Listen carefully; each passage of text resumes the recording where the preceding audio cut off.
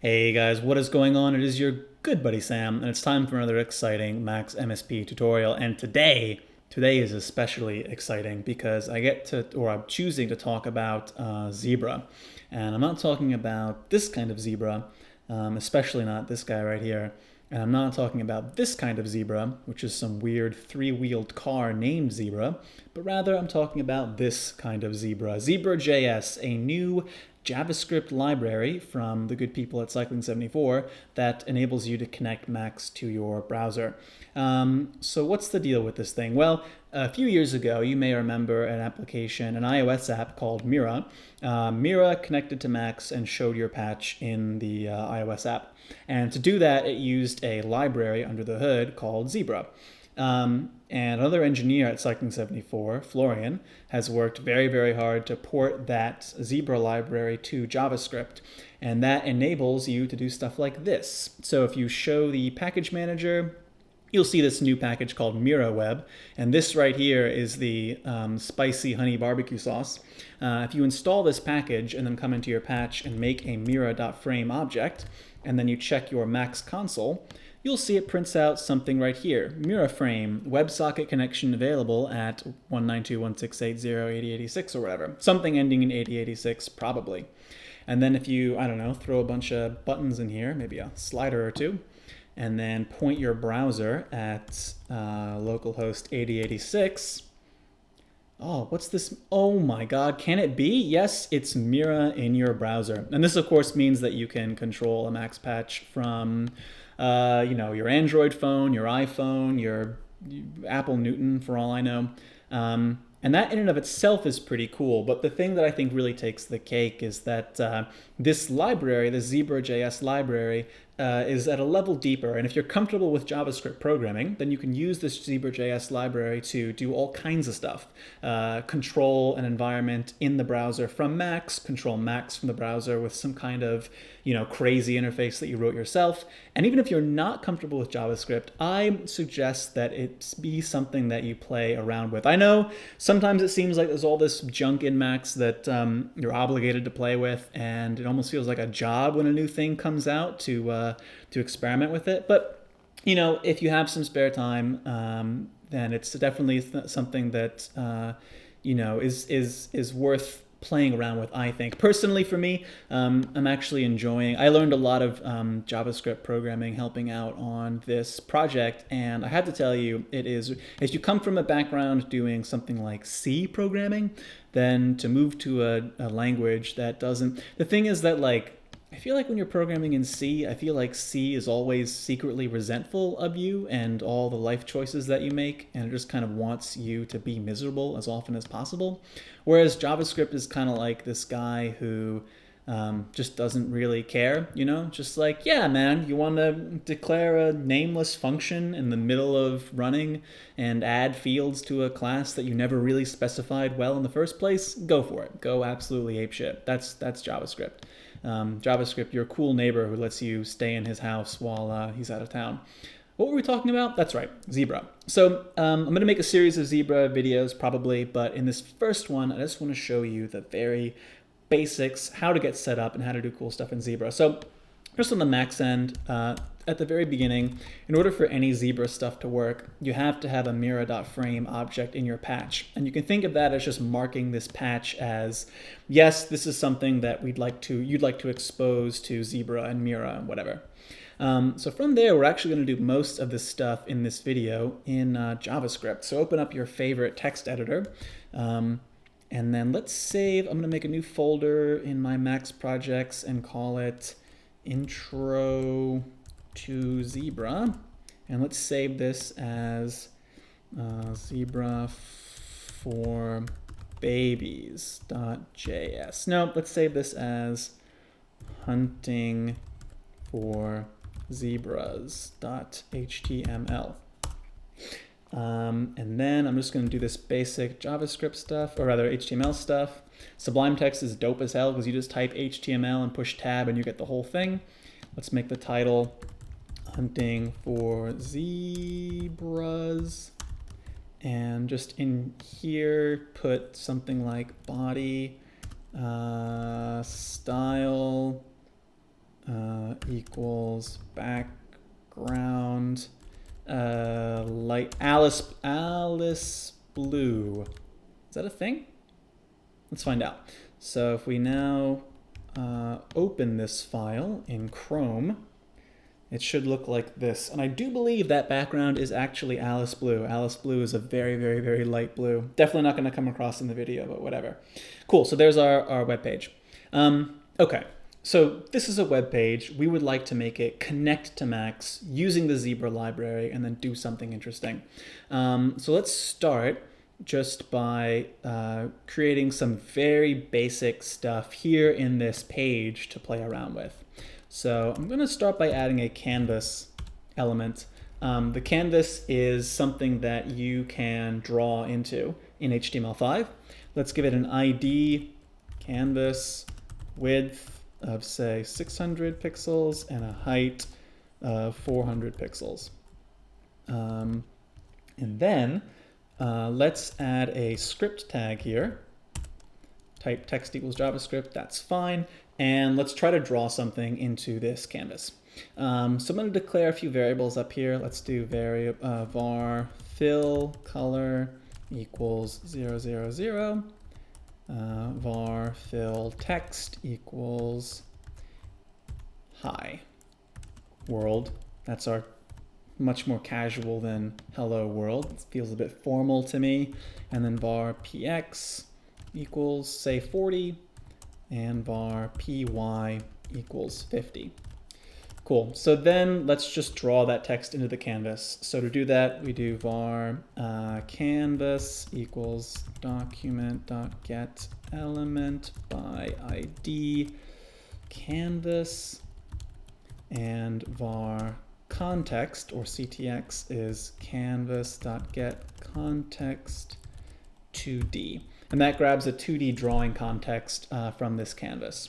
So let's just draw the text. So we do nothing more complicated than ctx dot, I think it's fill style equals, and then we have to actually pass the fill color in here. So the format for that looks like this. It's going to be RGB open parentheses plus fill color of 0 plus comma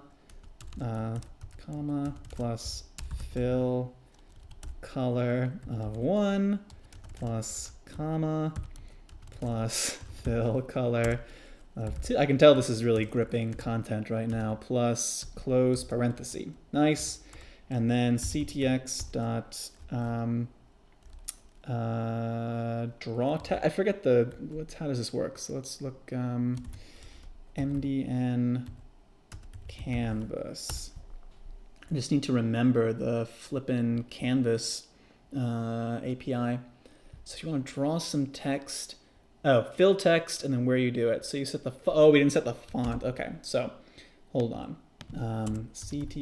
ctx.font equals, say, 36 pix Arial.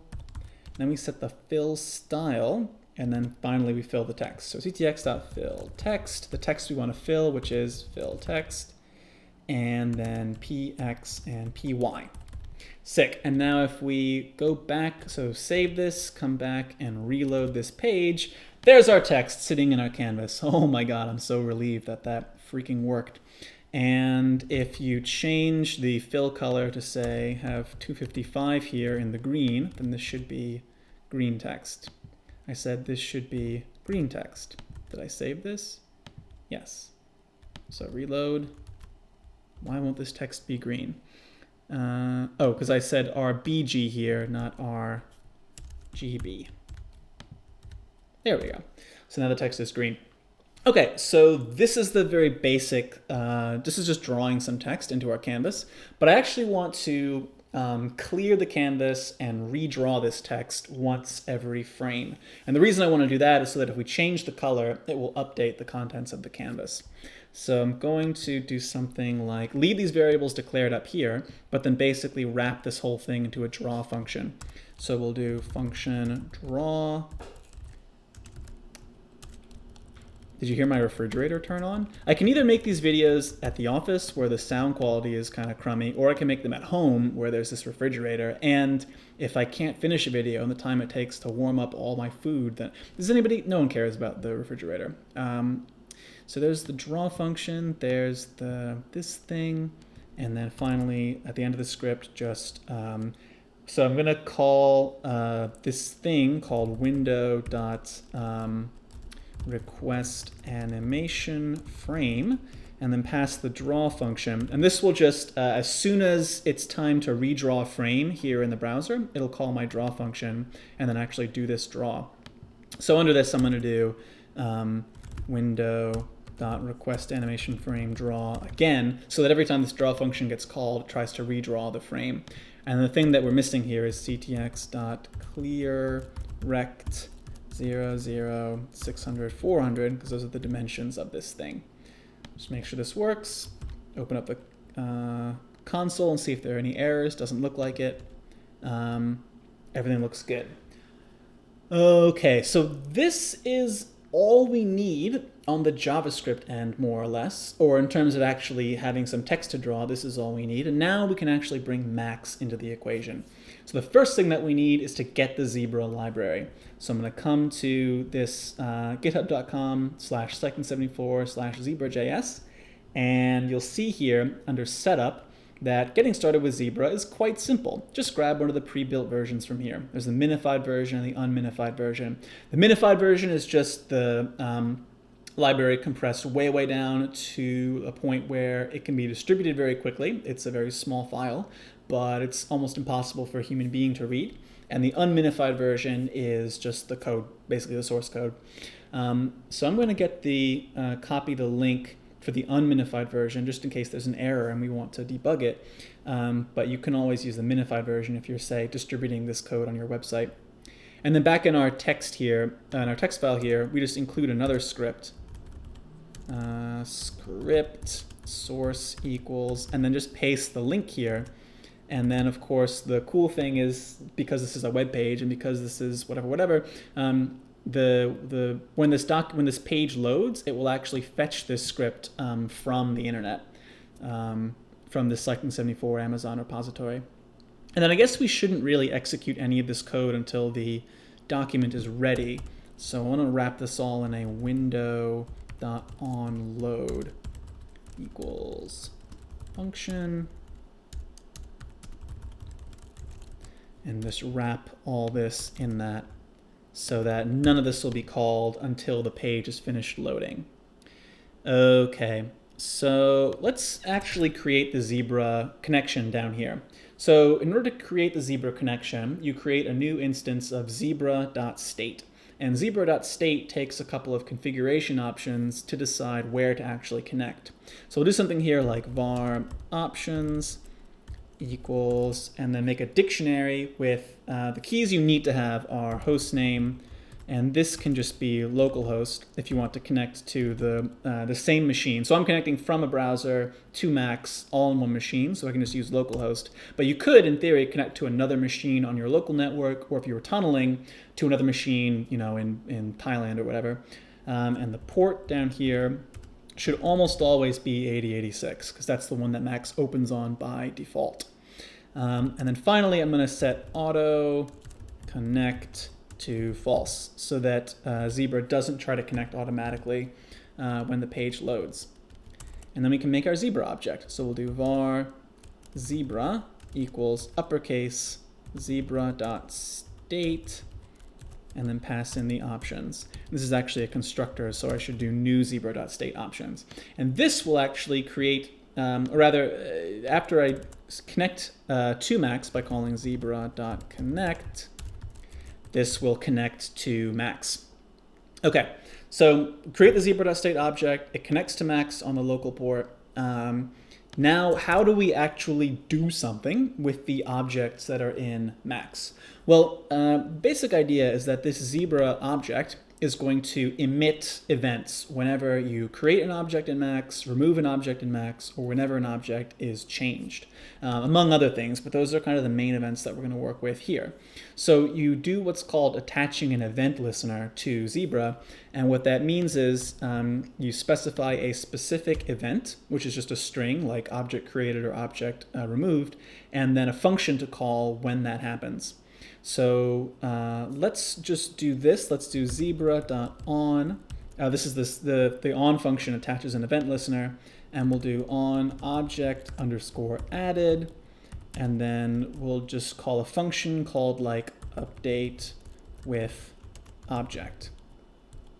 So now we need to actually define this function, but before we do that, let's also bind to object changed with the same function. Cool. So now to actually write this function, let's do it underneath the draw function. We'll make a function called update with object and make it take the argument object. And this is where all the good stuff is going to happen. So the basic functions that you can call on an object, you can call object.getParamValue, and you can pass here the name of a Max parameter. And these are usually attached to Max attributes. So if you come back into Max, for example, and say I had a message, and this message has the this message has a parameter, or rather an attribute called, say, font name. If I wanted to get that font name in Xebra, I would call object.getParamValue font name. And these, as I said, are almost always bound to Max attributes with a couple of exceptions. And it's, of course, using the attribute name, not the attribute description. So be sure to click this little guy here to show the attribute name so you know what to actually attach to. So in this case, I'm not interested in the font name, but I want to make sure that we're dealing with this specific message object. So what I'm going to do is set the scripting name for this object down here. So this var name attribute I'm going to set to message. And then back up here in my Xebra code, we'll do object.getParamValue var name, and then check that that is equal to message. So if the particular object that we're updating for has the var name message, then we'll do something. And in this case, I want to copy the text color and the text contents of this message box into fill color and fill text respectively. So let's start with fill text because it's a bit easier. Let's just do fill text equals object.getParamValue, and the parameter value we're interested in is text field. Now you will of course notice that this message box, there is no attribute called text field. So how would you know that it's called text field? Including with the with the Xebra documentation is this. So you can look at you can download the Xebra GitHub repository to look at this stuff, or you can go to cycling74.github.io/zebra.js to look at all this documentation. And included with this is this object list tutorial that just lists every object and all of the attributes that are supported for it. And for some, for example, message, you'll notice there's an attribute like text field, which doesn't correspond to any attribute, but in this case represents the contents of the text field. So all we're doing here is setting the fill text to be equal to the text field. And now if we come back to this guy and reload it, and then come back to Max, you notice that that text disappears, and that's because there's nothing in this message box. But if I type something in here, like hi from Max, now this canvas is drawing the text that was displayed here in Max. So that's the text contents. We haven't set the color yet. That's just a tiny bit more complicated because we have to munge, because the text color here is going to be 3 floating point numbers between 0 and 1. And up here, the RGB colors that that the context is expecting should be between 0 and 255. So I'm just going to do this fill color equals object.getParamValue text color.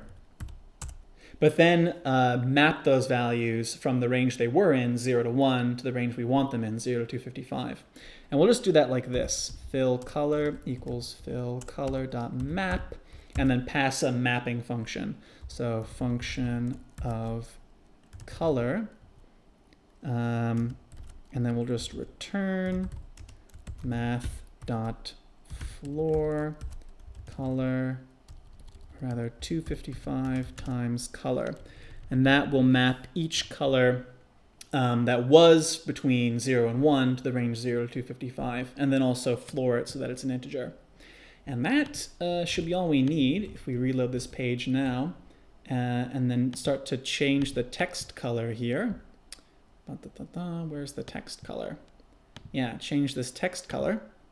We can make the color change in the web page as well. I just pointed to my screen as if you could see that, but yeah, you can see that the text color changes here. To make this a bit easier, we can always throw a swatch into max, and then we'll do pre-repend text color, and this will let us change the text color using the swatch. Very exciting. Okay, just a couple things more now. We're almost there. I want to be able to change the X and Y position of this guy as well. So here in update with object, we'll also check for an object named px and an object named py. So if object.get param value var name is equal to px, then px equals object.getParam value distance. This is the distance is the for a slider. That's the value of the slider. And then I'll just copy this and do if object.getParam value var name is equal to py, then py is equal to object.getParam value distance. And this, let's save it, reload this page, and then let's make a new slider at var name. It's probably going to be a little hard to see this unless I make it a bit bigger. So now let's do slider at var name px, and then another slider at var name py, and should probably change the size of this first slider to be, say, 500, and the size of this second slider to be, I don't know, 350. And now using these sliders, we can move the text around. Very exciting.